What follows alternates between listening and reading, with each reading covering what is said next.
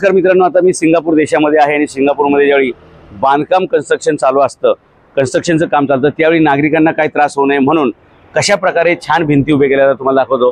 तिथपासून ते इथपर्यंत सगळ्या बाजूने भिंत उभी केली, म्हणजे ज्या ज्या ठिकाणी लोक राहतात त्या लोकांना त्रास होऊ नये म्हणून ही भिंत उभी केली आहे। ही भिंत जाहिरातीसाठी नाही मित्रांनो, आपल्याकडे भिंती उभ्या केल्या जातात त्या जाहिरातीसाठी असतात।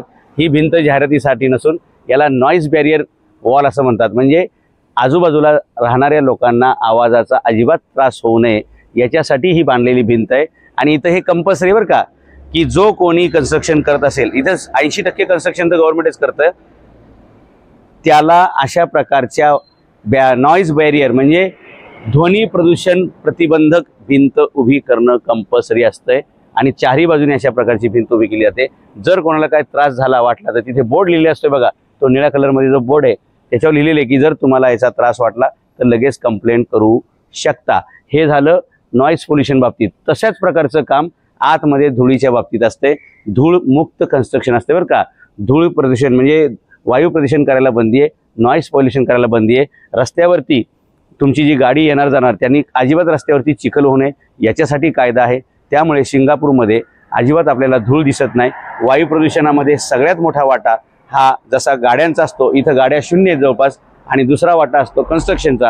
हे कन्स्ट्रक्शन सुद्धा अशा प्रकारे वायू प्रदूषण, हवा प्रदूषण, नॉईज पोल्युशन, त्याशिवाय जे मातीचं पोल्युशन आहे सॉइल पोल्युशन यापासून पूर्णपणे प्रोटेक्टेड आहे। त्याच्यामुळे इथे धूळ अजिबात आपल्याला वातावरणात दिसत नाही। आणि याचा परिणाम असा होतो की वातावरणाचा हा इथला हवेचा जो इंडेक्स आहे तो 6 ते 12च्या दरम्यान, रात्री 6 आणि दिवसा 12, आणि आपल्या भारतामध्ये 300 350 म्हणजे इथे जी हवेची शुद्धता आहे त्याच्यापेक्षा 300 पट प्रदूषित हवा आपल्याकडे आहे। आणि म्हणून आपल्याकडे आरोग्याचे बरेचसे प्रश्न तयार होत असतात।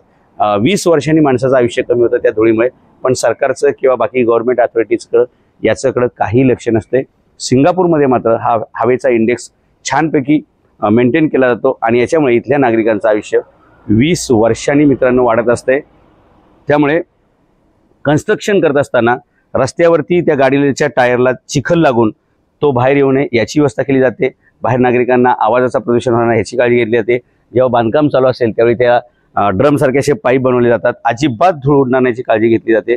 त्यामुळे इथली बांधकामं ही नॉईज पोल्युशन, एअर पोल्युशन, त्याचबरोबर सॉइल पोल्युशन आणि रस्त्यावरचा कचरा ह्या सगळ्यापासून फ्री असतात। आणि 80% घरं हे सरकार बांधतं, आणि शिवाय जे पहिल्यांदा घर घेतील त्यांना 0% स्टॅम्प ड्युटी आहे। हे सगळं बघितलं तर इथे सर्वांकडे घर आहे आणि आयुष्यात माणूस एकच घर घेतो आणि ते घर घेण्यासाठी इथलं सरकार मदत करतं। म्हणून इथे कुणीही घर म्हणजे होमलेस नाही, इथं कुणी होपलेस नाही, इथं सर्वांकडे घर आहे आणि इथं सर्वांकडे होप आहे। हे Singapore a nation of hope of Singapore, किंवा Singapore a nation of hope किंवा होप ऑफ नेशन असं म्हणता येईल, किंवा प्रत्येकाला आपले स्वप्न पूर्ण करता येईल असा देश म्हणजे सिंगापूर।